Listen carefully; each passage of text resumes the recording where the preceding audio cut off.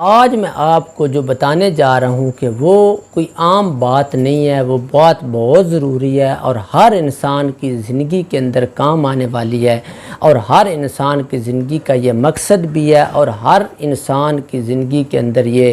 ضروری بات ہے، اور انسان کے اوپر یہ وقت آتا ہے اور کئی دفعہ وقت پہ زوال بھی آتا ہے اور وقت کے اوپر خوشبودار چار چاند بھی لگ جاتے ہیں۔ وہ چیز کون سی ہے؟ وہ بات میں نے آپ کو بتانی ہے۔ اگر آپ کے ساتھ ایک مخلصانہ آپ کو دوست مل گیا، آپ کے ساتھ مخلص ہو کے مل گیا، آپ کے ساتھ ایسے کمپرومائز کر گیا کہ جیسے آپ نے کہا اس نے کہا لبیک، تو آپ کی زندگی کو چار چاند لگ گئے، آپ ایک ہیرے کی طرح نکھر آئے، تو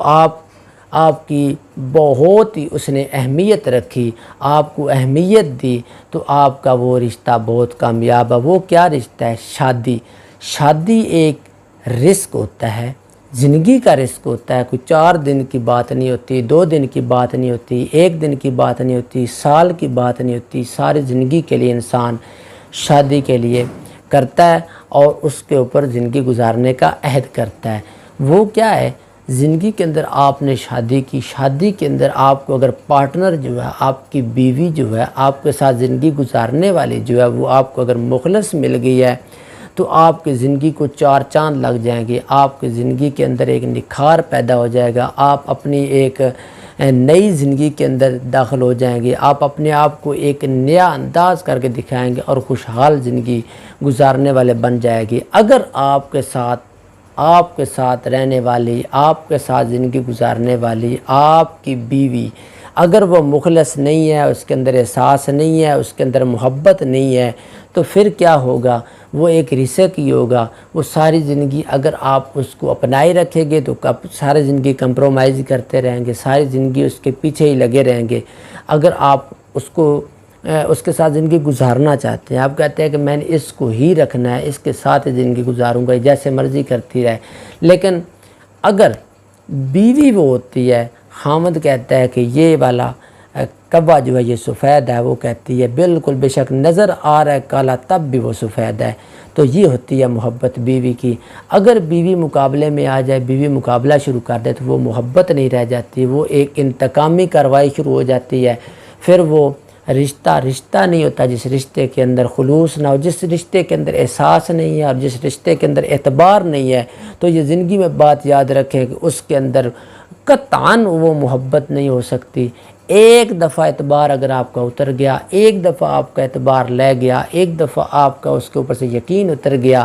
تو پھر کبھی بھی وہ زندگی ساری بندہ بناتے بناتے گزر جاتی ہے، کبھی بھی اعتبار دوبارہ نہیں بنتا۔ یہ ایک ایسا بھروسہ ہوتا ہے کہ ایک مرتبہ زندگی کے اندر صرف چھوٹی سی بات پہ اگر ختم ہو جائے تو بھروسہ ختم ہو جاتا ہے۔ اس لیے میرے دوستوں اور میرے بھائیوں اور میری بہنوں یہ بات یاد رکھیں۔ اگر آپ میری ویڈیو سن رہے ہیں، آپ کو پسند آئے تو میری ویڈیو کو لائک پہلے ضرور کریں،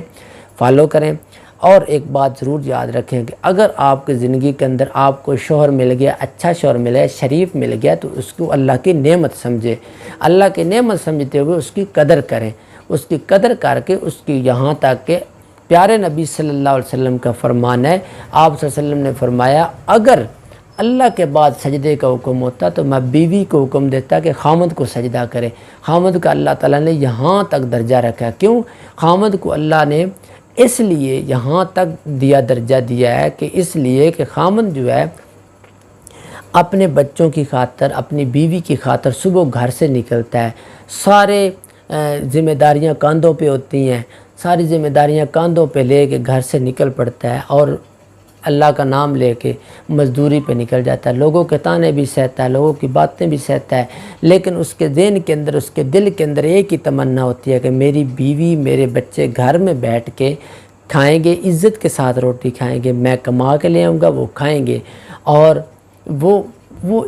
اس لیے کہ وہ سارے کام اس لیے کرتا ہے، ساری ذمہ داریاں ہوتی ہیں، لیکن پھر بھی آ کے نخرے بھی ان کے اٹھاتا ہے بیگم کے، ساری باتیں اس کی مانتا بھی ہے، لیکن اتنی باتیں ماننے کے باوجود اگر بیوی جو ہے وہ مخلص نہیں ہے، وہ اوپر سے محبت دکھاتی ہے، دکھلاوے کی محبت کرتی ہے، تو وہ والا رشتہ نہیں ہے، وہ کھوکھلا رشتہ ہے، اس کے اندر دراڑ ہے۔ اگر